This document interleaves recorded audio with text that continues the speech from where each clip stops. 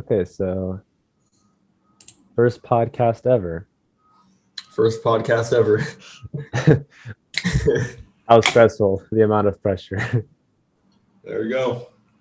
Right, so let's start off with introductions and then we'll move on to the actual topics. Does that sound good? Yes, sir. All right, so I'll go first. My name's Aiden. You might know me as Atlas Art, depending on who's watching. I'm 18. I'm a college student, full-time college student, and I've been working out for about a year and a half now. My turn. You going? Yeah. Yes. All right. My name is Adrian Jones. I am a full-time college student. I've been working out for about 2 years. Okay. We've known each other for about like a good part of high school, and we started to really reconnect since I started working out. So it's like, what'd you say, about a year, maybe a little more than that? 100%. Yeah. Yeah. Okay, so I think that we got that out of the way. So topic. Our topic. Yeah, this is the first podcast we're doing. Seeming as though it's like we'll start off with something appropriate. Starting out for anyone that's new into bodybuilding. Mm-hmm. We'll just talk about that. We'll keep the ball rolling. So. Got you.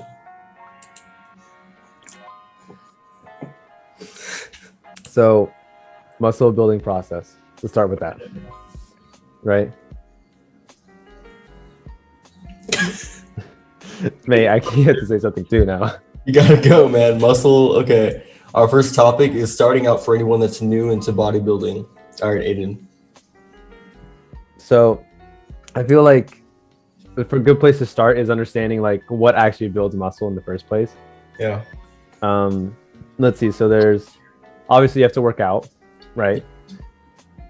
You have to control your eating. Make sure you're eating, and if for anyone's new, building muscle, you need to eat more, so caloric surplus, in order to fuel your body with the energy and also the resources and the nutrients to actually build the physical muscle, right? And then sleep. Exactly. I want to jump in here and say really quick that if you are overweight or if you're at a higher body fat percentage, you can get away with eating in a calorie deficit and losing weight. Oh yes, so if you're like really skinny and if you have a problem like not eating enough, then definitely eat more. But if you're already fat, or if you already have like enough calories on your body in fat stores, then you don't need to eat in a calorie surplus. Agreed. Yeah. Because you already have the energy to fuel yourself in the gym. All you need is the water and the protein. So, yeah. Another thing is like, I feel like there's this thing called, are you familiar with noobie gains, right?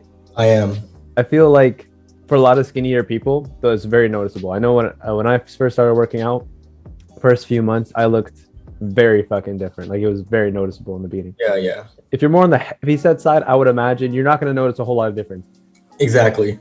I feel like heavy set people, they're going to notice mostly changes in strength and actual endurance before physical change. Yeah, I agree. I agree totally.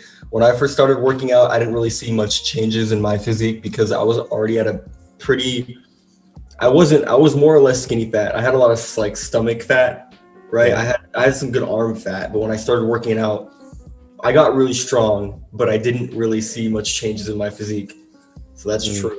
It's like if you're really fat, it happens over a longer period of time, to see changes. But if you're like a really skinny guy and you have genetics to be like shredded and you like work out for about a year, you're going to look really good, if you keep that same body fat percentage and just consistently add muscle or add some fat in the process, you'd look a lot better.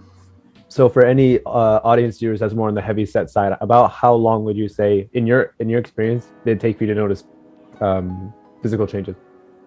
For people on the skinnier side or heavy set side, like, dude, I would like, honestly, probably like a year, man, before you start seeing like some big changes in your physique, because it takes a while to slowly cut through that body fat and put on that muscle. Some people work out for years and they don't people don't even think they work out, but they can go to the gym and bench press 300, so it's like, it's different for everybody. because if you have good genetics, you know, and you go to the gym, and let's say you don't know a thing or two about diet, like you don't know exactly what you're doing, you're just eating whatever your body wants. Some people, they're going to slowly lose fat and they're going to slowly put on muscle and they're going to look good. You know what I mean? Like that's how some people work. It's like the layer of fat sits on top of the muscle. Yeah. Correct. So for anyone that's like heavy set, you can build muscle and lose fat, but because you're losing fat and building muscle, your arm thickness, for example, we'll just take the arm, it might not change at all. Yeah. So it's like that's something you want to watch out for and to not get discouraged by. Definitely. And then skinny people, like it's very obvious if you're doing it right. If you're not doing it right, it's very obvious as well, right? Mm-hmm. And then, bro, you said you were skinny fat, right? I was. What does that mean, anyways? What does that mean? Skinny fat, at least in my opinion, and from what I've learned, is when your arms are skinnier, right? Your legs might be a little bit skinnier. Your chest might be small, but your stomach is really fat. I don't know if I would consider it skinny fat because you probably just store a lot of the fat in your stomach. Yeah. So I would say that you're not very muscular, but you have a lot of fat in your stomach. Because if that fat in your stomach was more evenly distributed throughout your body, you'd look a lot more balanced, right? Yeah. So my term of skinny fat would be you got a big stomach and you have little muscles, so not much muscle mass. But you'd be able to balance that out through working out, right? Working out and eating. I'd say, see, if you're skinny fat, it's, well, you're fat, obviously. So I'd say eat in a slight caloric deficit or eat at maintenance calories. And so you'll, especially for your first year of working out, you'll slowly lose that fat and you'll slowly put on that muscle naturally. It's also like every person is different. So this might not apply for everyone. It really depends. It's like, because okay, would you say the skinny fat people, their muscles are a little smaller than maybe like the average audience or the average human, or how would you? I would argue more on the side of yes, right? I would say more. They're not smaller. They're just fat.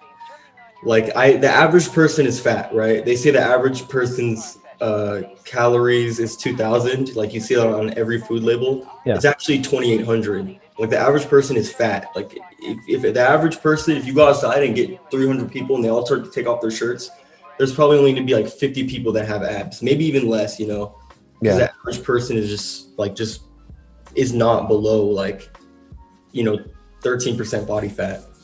Mm-hmm. Okay, but skinny fat is such like a big term because I don't really like the term skinny fat. It's just that you don't have a lot of muscle mass on your frame and you have fat on your frame. It's really easy to balance that out. Just start working out and start eating in a calorie deficit or stay maintenance. And if like you're a newbie, your body composition is going to change over time naturally. That's what I would say. Probably, yeah. So bottom line is that what you take away from this is that overall, it doesn't really matter where you start, but the overall muscle building process is going to be the same. I think the only differences that would lie probably would be in the amount of food you're eating. I would say. What about, so more building off of the muscle building process, what about different workout splits and like frequencies? Like what do you think? Let's start with what we do and let's cover the other workout splits and what we think of it. Well, what me and you do is we'll have like a chest and tricep day. We'll have a back and bicep day. And then like we're pairing multiple muscle groups that kind of do the same thing together. So if you're hitting bench press, you're indirectly hitting triceps, indirectly hitting shoulders. And shoulders, as you know, we've found in the past that shoulders is more of a muscle for shoulders is more of like that hit or miss muscle. Like you don't know when to hit it, you know, because if you go really hard on your chest day, right, your shoulders is going to be fatigued. You're not going to be able to properly progressive overload on your shoulder day and vice versa. If you hit your shoulders hard, your chest day suffers because the bench press is so much front delt, but that's already hit. So, you know, it's like, when do you hit your shoulders? Yeah, I know there's definitely been a lot of debate between you and I. I usually, my reasoning is that you hit shoulders on legs, because it's completely separate parts of the body that you don't really like need to kind of train at the same time. You know what I mean? No, I agree with that. No. So seeing this is the first podcast, is like anyone new. This is for targeted towards newer audiences. We were basically saying that the workout splits, they should work. Don't do a bro split, right? Do not do it. Yeah, exactly. Thank you. To the gym. Don't go into Arnold Schwarzenegger mindset and say, I need to hit chest on this day, wrists on this day, right? I have to hit triceps on this day, because I know somebody that does that. They've been working out for the same exact time. Like me and him started at the same time. He looks the exact same. And this has been 2 years, probably a little bit more. October 15th of 2018. So more than 2 years, right? And he hasn't gotten much stronger and doesn't look much different. So don't do the bro split, right? You're training each muscle once a week if you do that. I train each muscle two times per week, or at least I try to. Yes. If you're hitting one muscle per week, that's you're cutting your gains in half, basically, right? It's like it's okay, but it could be better, right? Yeah. So I don't know the exact. So let's say I think it's you have 50. Damn. Do you know how many chances you have to grow a muscle in a year? I don't actually. I don't. I think it was like you have 104 chances throughout a year, and that's taken in all the rest days. But if you only train once a week, that's 52, right? So Yeah. literally cutting your gains in half, right? I'm literally making progress twice as fast as him, and that's why you don't train a muscle once per week. You're literally not progressing as fast as you could be. You know what I mean? And especially if you're not really that active, if you train once per week, and that's 7 days of rest in between, it only takes 1 week of inactivity to start, losing muscle mass, right? 1 or 2 weeks, it's debated. 1 or 2 weeks, it depends. Yeah. But for some people, it's one. For some people, 5% of the world get worse by training, right? So literally 5% on the people on this earth get worse by training. They lose muscle mass by training. No, do you mean like overtraining, or? Like literally by training, by going into the gym and like benching like a bar or however much they can, they get worse. Mm-hmm. I think it's 5% of the population, literally. I don't know anything about that, but okay. You don't agree? No, I just don't know anything about it. Okay. So it's not like a I disagree or an I agree kind of thing. It's just like I'm neutral. They're called non-responders, I think, and they literally don't respond, or they get worse from training. And it's about 5% of the population. Although I could be wrong. I'm not an expert on that one. Okay. Yeah. So although the optimal training rate is 6 times a week, that's why we're talking about this, is that there are other splits, right, within a 1 week period that other people can try out. Because you have to keep in mind, it's like we're college students. We have a lot of free time on our hands most days, right? Some people, maybe for like an older audience, they may not have a lot of time on their hands, right? Because they got a job, they got family, kids, etc. Exactly. You got the 9 to 5. You got to work 9 to 5, dude. 9 to 5. But yeah, so there are other splits. Adrian just described what's called a push-pull leg split, right?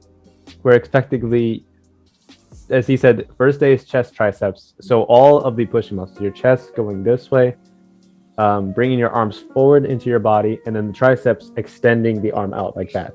And we're not including shoulders because yeah. I mean, yeah, shoulders are hit, but that's not included.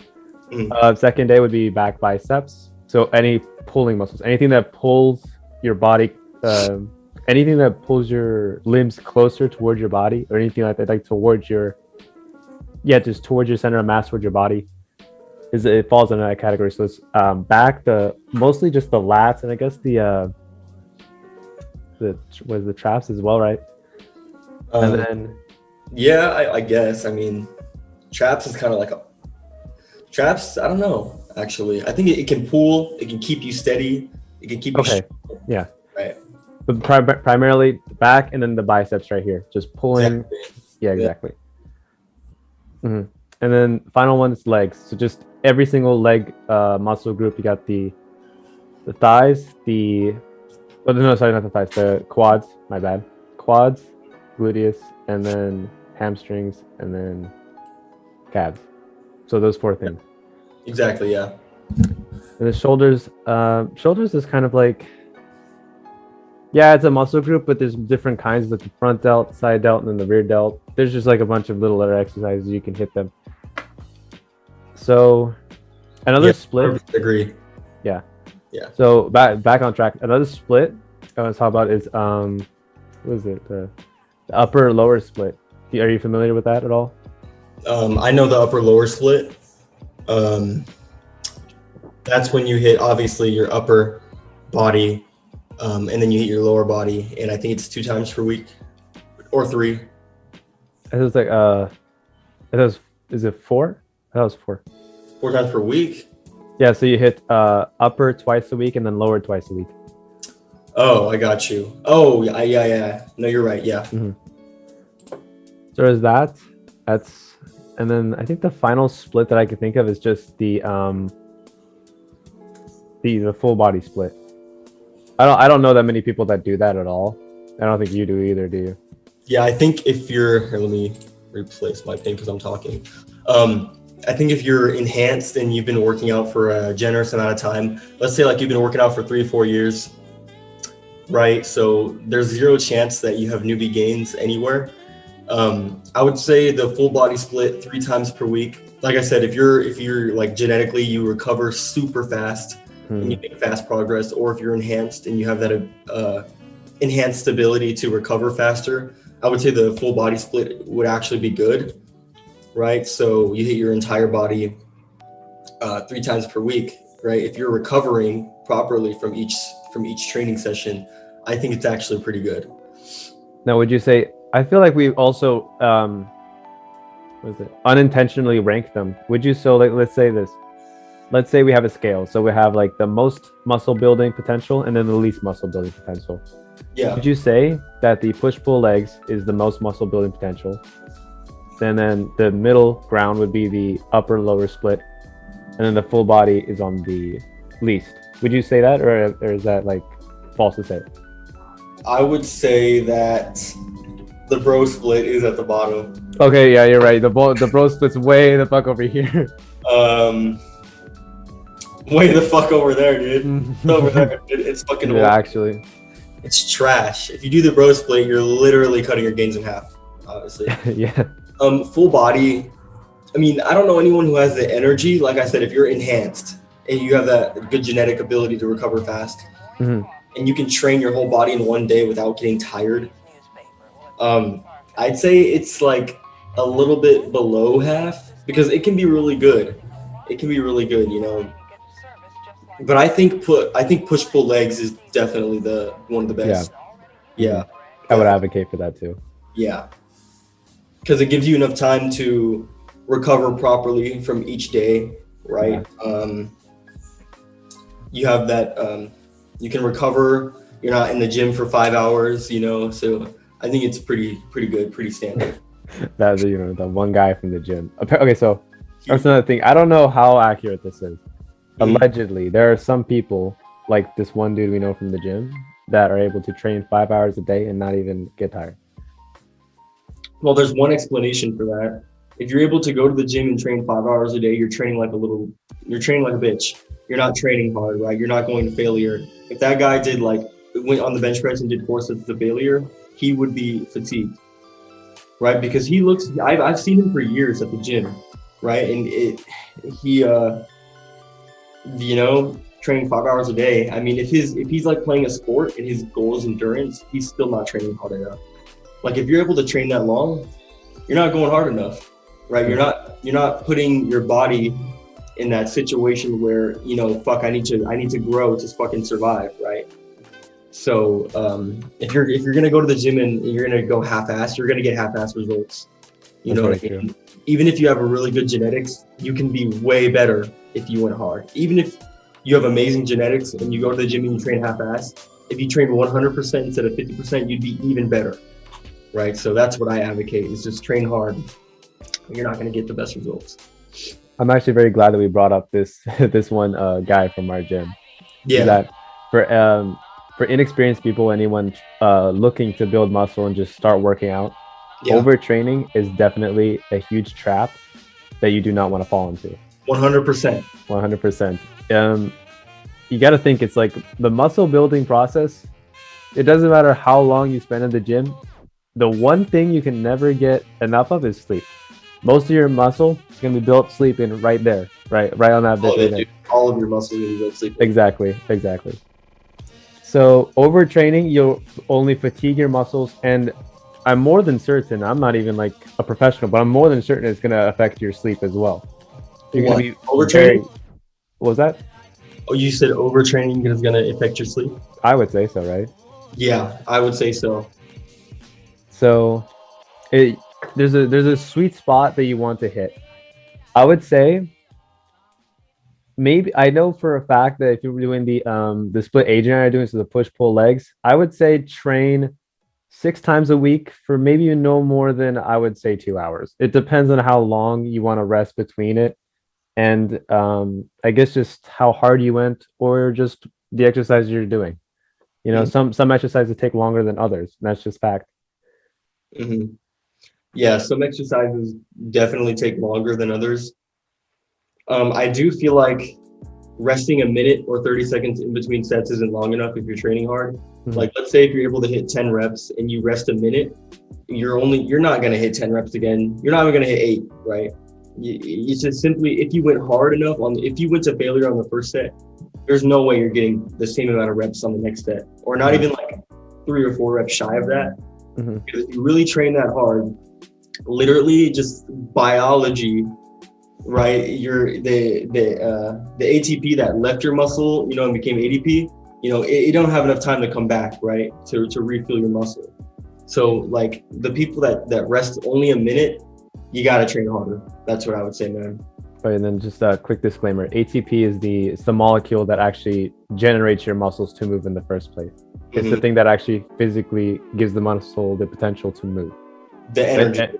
Yes. So anytime you're fatigued, anytime your muscle is it's just unresponsive, does not want to do that one last rep, it's because you don't have enough ATP. You may not be tired, but your muscle may not move either. It's because you don't have enough ATP. And the ADP is the byproduct. Yes. So I know that you do train 1 minute in between sets, and I know that I definitely see you training hard. Yep. Right? But 100% admittingly, right? You hit 10 pull-ups, you rested like a minute, and then you were only able to hit like 4, right? Yeah. Yeah, that's like incarnate. Not saying it's bad, but it would definitely be better to rest like a few more minutes. Like I'd say like at least 2 minutes and 30 seconds at least, right? I would say, again, you got to keep in mind every person is different, and the fact that I could do 10 reps the first set and then 4 might be a good sign that I'm tired. Yeah. But at the same time, it's kind of like you got to think about it's like kind of what works for you. You know what I mean? Okay. I know you like to rest a few minutes and between sets, and for me that's too long. I feel like this is another ongoing debate that Adrian and I have. It's like we still haven't even reached a conclusion yet. True. It's like, do you push yourself with lower rest times to achieve muscle fatigue? And even so, the sacrifices, you get fatigued quicker, you do more damage to the muscle, and then in turn you have less rest time. In turn you perform less reps. So the argument is, would you want to rest longer to build up that ATP to do more reps? And does that equate to more muscle damage and eventually more muscle growth? Yeah, we're not experts. So far we have seen results, and they're both positive. But between the two of us, it's just inconclusive. It's still inconclusive. Yeah, I would advocate for resting a few minutes. If you're able to hit 10, I'd say rest like 3 minutes and try to go for 10 again. You might not hit 10. I'd say the overall progressive overloading aspect, and being able to train that muscle to absolute failure again, because you should be failing in an exercise because your muscles fail, not because you're tired, right? I would say if you're not resting that long, you simply just don't have the energy, right? If you trained hard the last day, you don't have the energy to train that hard again. Therefore, you're not really progressive overloading like you could. Yeah. That would be my argument. You're basically doing cardio, right? You're just going again and again and again and again. Yeah. I feel like it would be a lot better resting longer and then going hard again, because you can go hard, right? No one can rest a minute after a to failure set and go hard again. Like I know. Usually, most of the time, I will not do my sets to failure. So I agree with that. Hard. You don't have enough energy, right? So that's what I would say. Again, I feel like for those watching, see what works for you. Try both of these. Give it, I would say, maybe a week or two to see how you feel, and maybe a month or two to see results, and just kind of whatever works best. Because we're all different. No journey is going to be the exact same. Yeah. So it's not like a recipe for building muscle. You can't follow it exactly. You have to improvise, and you have to adapt to what your body's telling you and what you think, what you feel as though would benefit you. Yeah. I'm gonna have to agree with Aiden on that one. Everyone's different. Let's see. Is there anything else you wanted to talk about on this subject? I was going to move on to the last one. Let me think. Let's talk about progressive overload, because you kind of glanced over it. Yeah. Do you want to explain it? Yeah, progressive overload is basically doing more than what you did last time. Pushing harder, right? You want to do more than what you did last time. Your body always needs a new stimulus. It could be adding like 2.5 pounds. There's ways to progressive overload that aren't like adding more reps or adding more sets, right? You can change the tempo. So instead of going down and going up, you can pause, right, and then explode. You can use what are some other ways of progressive overloading? Yeah, you can definitely change the tempo, increase the range of motion, like trying to make it harder for yourself, I would say. I feel like another way that you can do it is variations in exercises. If pull-ups, let's take pull-ups, because this is the first thing I thought of. Pull-ups, if they seem too easy to you, try and vary it up. Do something like archer pull-ups or weighted pull-ups. Exactly. Make it harder. Make it harder on yourself. But yeah, it's like you don't have to amp up the weight to progressive overload. Not always, yeah. You get it, the overload doesn't refer to the weight, it refers to this strain you're putting on your body, right? So like you said, changing the tempo is a good example. Changing the rest in between sets. Exactly, dude. Decreasing your rest time is a way to progressive overload. If you decreasing your rest time, boom, right there, that's a way to progressive overload. If you hit 10 reps and you decrease your rest time and you're gonna rest a minute instead of like 2 or 3 like you usually do, try to go for 10 again. Like even if you think you can't, go for 10. Your body has less energy, but you're trying to get the same amount of reps. And if you can get even near that or close to that, you're progressive overloading right there. Exactly. Like if I were to decrease my rest times, my body would be like, what the fuck? Like what happened? Like you're not getting the energy that you would be getting, right? So we need to work harder. We need to get better to withstand that. So that's definitely a way to progressive overload. I would say use a little bit of everything. That's right. Yeah, just kind of experiment. Sometimes you might reach a plateau where you're just kind of stuck, because what happens is your body will recognize what you're doing, and it'll eventually, as you keep doing the movements over and over and over again, your body will become so accustomed to it, it'll be easy. It'll be too easy, and you're not going to see the growth you did when you first started out. 100%. I'll use the pull-ups again as an example, right? Actually, no, let's do push-ups. Let's do push-ups because there's more variation. Standard push-up, you just put your hands, I would say like maybe a little bit lower than your chest, right? And then you just press up 90 degrees or until the chest touches the ground, and then you just push back up. Very simple. There are plenty of different variations to make this more challenging. You can, what I used to do is just make your hand into a diamond shape, like this, yeah? And go down like you normally would and press up. It makes it significantly harder. You could do weighted. That's another thing. What other variations can you think of? I would definitely say the power push-up. as I've described in one of my previous videos, going all the way down, releasing your hands from the ground, or what Athlete X would call it, the plyo push-up. Release your hands from the ground and push yourself up and try to get some distance from the floor. And that's basically you're focusing on that power aspect. And it's a lot harder, and it's definitely a way to progressive overload. I would say with push-ups, go to failure. You're probably going to be able to do a lot. I would say decrease your rest time on a push-up is definitely a really good way to progressive overload. 100%. That's what I would say. Absolutely. I'm sure it's like for anyone starting out, that's probably like one of the first exercises they think of is just a push-up. So now you know there's more than one way to do a push-up. So when you gets too easy, you can change that up.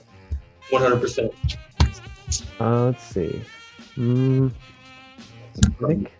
there anything else you could think of, or think of with what? This topic, or should we move on to the last one? What were we just talking about? Well, bro, we kind of bounced around. We went from different workout regimes, like workout splits. Okay. And then we just started talking about variations in progressive overload. Okay. Yeah. So conclusion for that segment would be ways of progressive overload. Decreasing your rest time, right? It could be increasing your rest time and trying to do even more reps than you did the first set that you went hard. Increasing the range of motion, right? Trying to make that a lot harder. Changing the tempo of the movement, and exercise variation, ways to make it harder, right? So stay longer right here, push up. If you're doing a push up, stay longer right here, right? Your muscles are fatiguing as you're sitting there, right? And then you're gonna power yourself up instead of doing a normal slow push up. Oh, and then get tired, either rest shorter or even rest longer and go hard. And then you said range of motion. Actually, do you think of any examples you could think of? Yeah, I would say increasing the range of motion. So let's say you do a bench press by, you have the bar right here, and you go down, or you either stop, like your shoulders can even be too much active in the movement. I would say get more range of motion. So let it like, if you get more range of motion, you're gonna experience more muscle damage.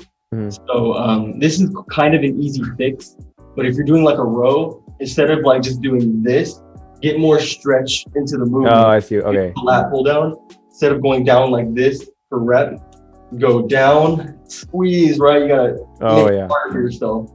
Even with the bench press, I mean, if you're not going down all the way or you're stopping, go all the way down. And this is a really good one with the dumbbell bench press. I did that for a very long time. I was able to get up to 75 pounds. I mean, probably right now I can probably do like 80s or even 90s, right? But I haven't done that in a very long time. So you have the dumbbells, and instead of going down and touching the chest of your dumbbells like how I would used to do, you want to go down and really get that stretch on the pec, and then go up, squeeze, and get that stretch. I'm actually glad. Stretch, and you always have to get the flex. Yeah.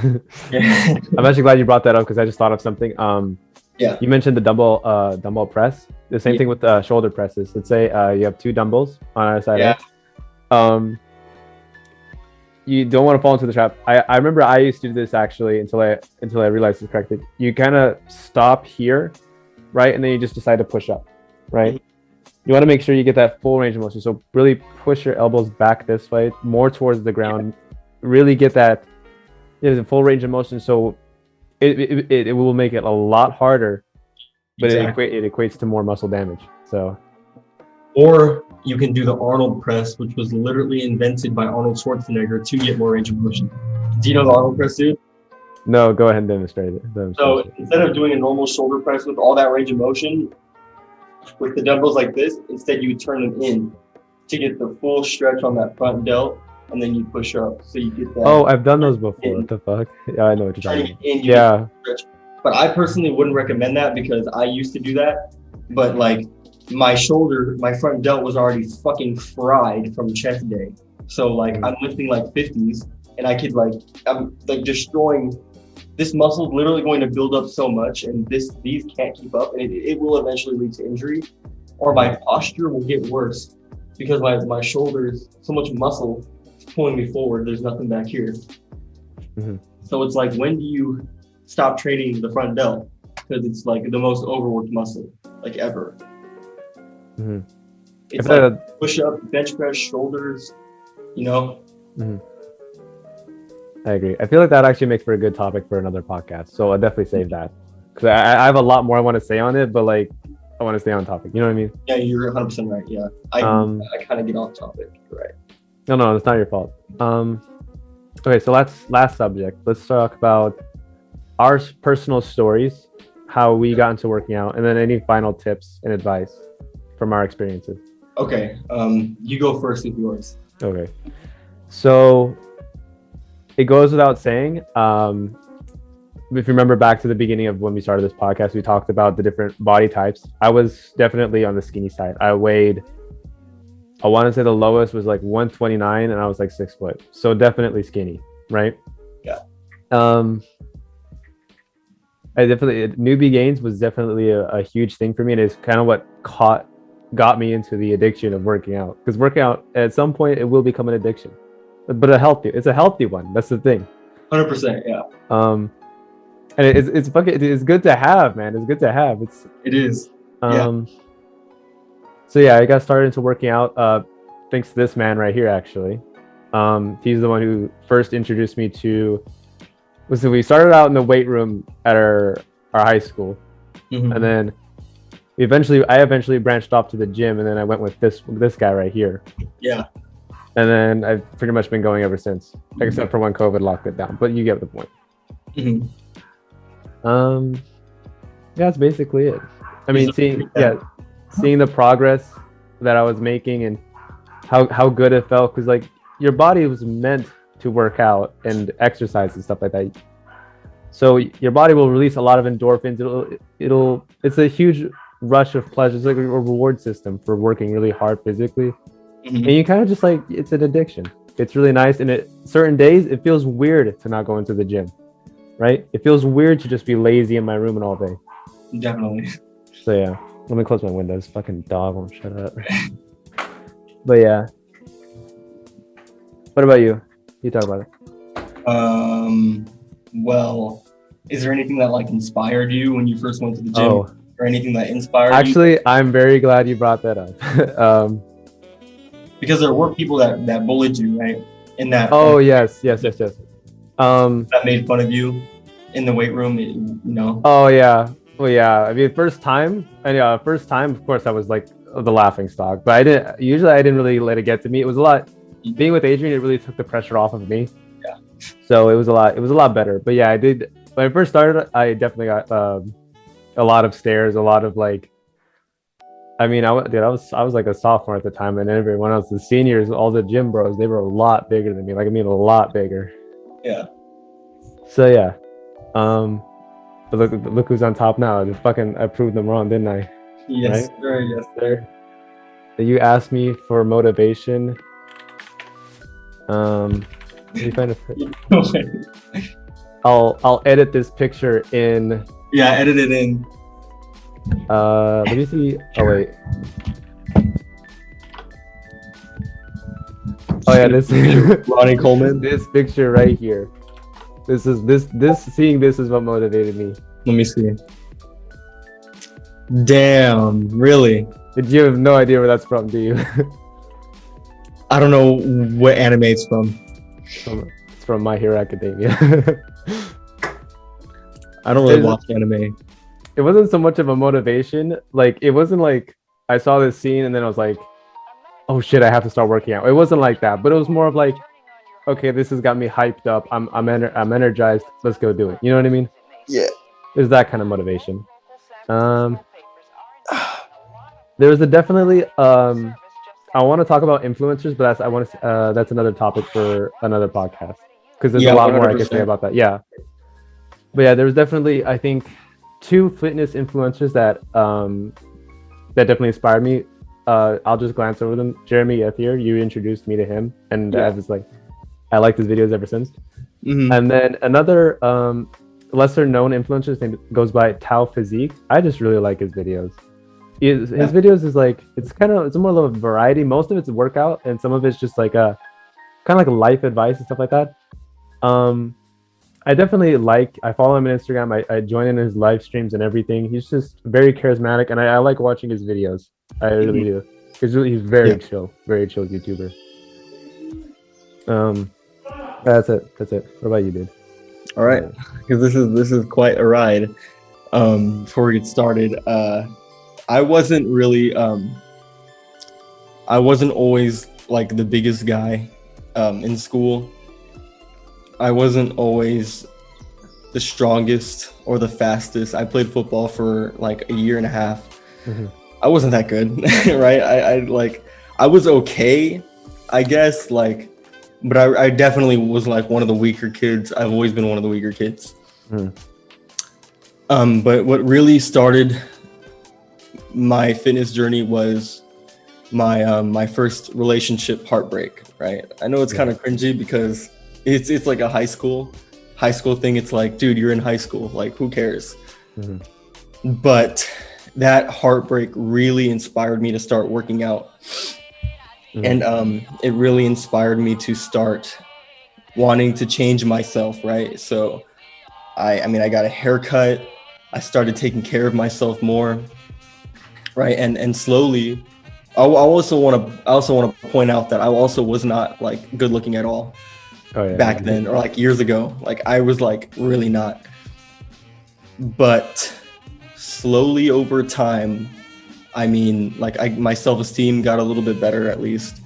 And things started to slowly change when I started working out, right? I started having more confidence. I started wearing better fitting clothes, taking care of myself more, right? Being more of like a responsible young man. And it definitely helped me out in the long run.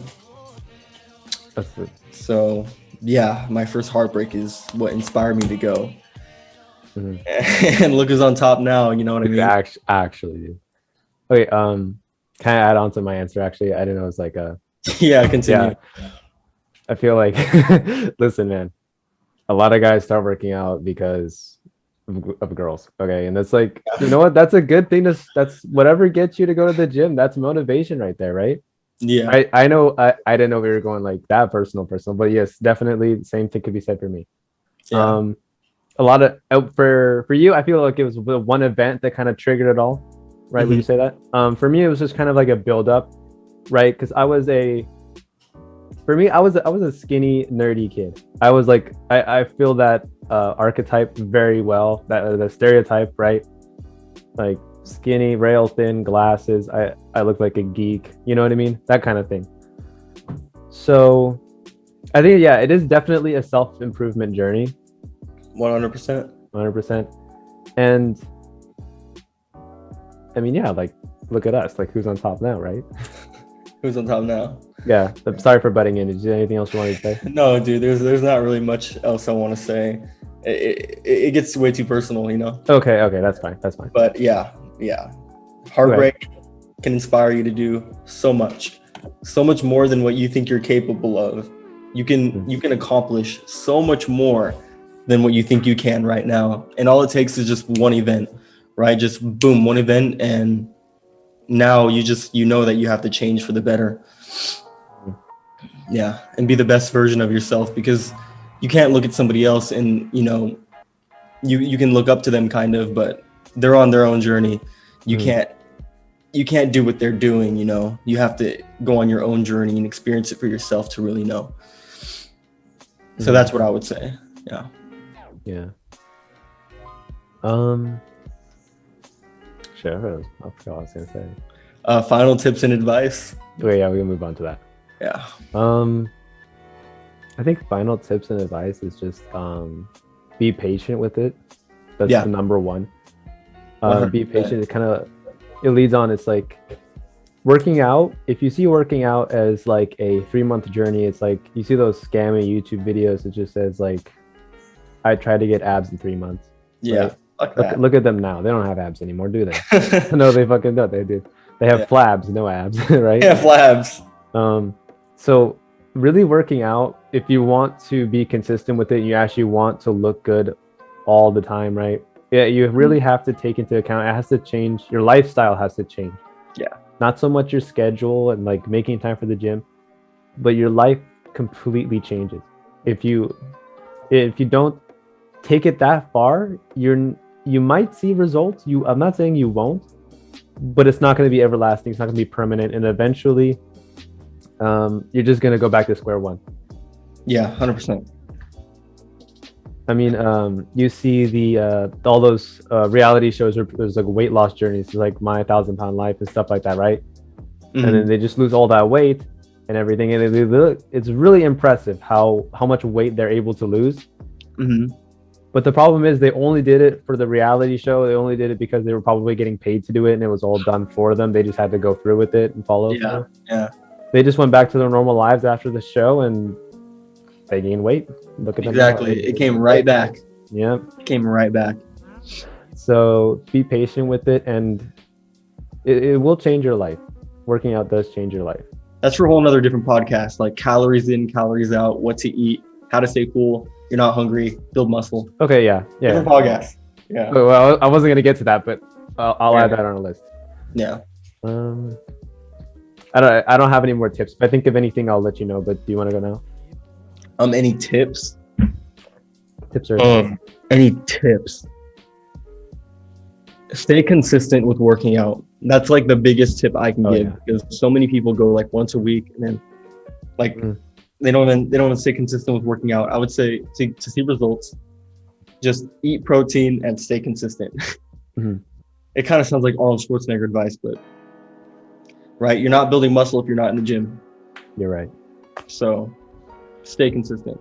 And it's like another thing is like, try and see what works for you. Like, it doesn't have to be the gym. Like, I know for a few weeks I got tired during COVID. It was just home workouts. I was so sick of it, right? For a couple of weeks I tried combat training, and that was actually a lot of fun. It was a lot of endurance. But I eventually got like to the point where I was like, oh fuck, this is so tiring. So I just went back to working out. I'm glad I took that. I tried it and it didn't work for me. You just have to see what works for you. You could try calisthenics. Is very good. All body weight movements, no actual weights, no gym required, very flashy shit. That's one thing. That's another path. I feel like that could be another podcast topic. You can try. Adrian and I, we do a lot of weightlifting. That's what we do. What else is there? Bodybuilder tries Spartan workout. Oh, the Spartan and CrossFit. We don't talk about CrossFit. I don't talk about CrossFit. We don't talk about CrossFit. Show me like a CrossFit bench press, dude. Show me a CrossFit bench press. Is that it? CrossFit bench press? CrossFit bench press, like. Oh yeah, it's like.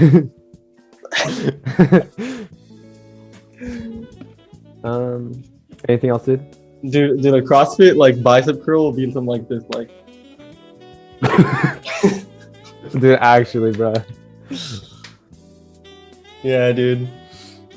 So, do you have any other closing statements? No, I don't. I don't. All right, me neither. Yeah. Yep. All right. So, thank you everyone who's watching. Thanks if you made it this far and to just jump ahead in the video. We appreciate it a lot.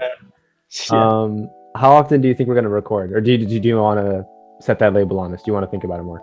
I definitely want to do this like a lot because I enjoy this. I enjoy talking. Same. Right. Yeah. So. So yeah, we'll debate a schedule, an upload schedule, and we'll really push to make it consistent. So. Yeah, 100%. Okay.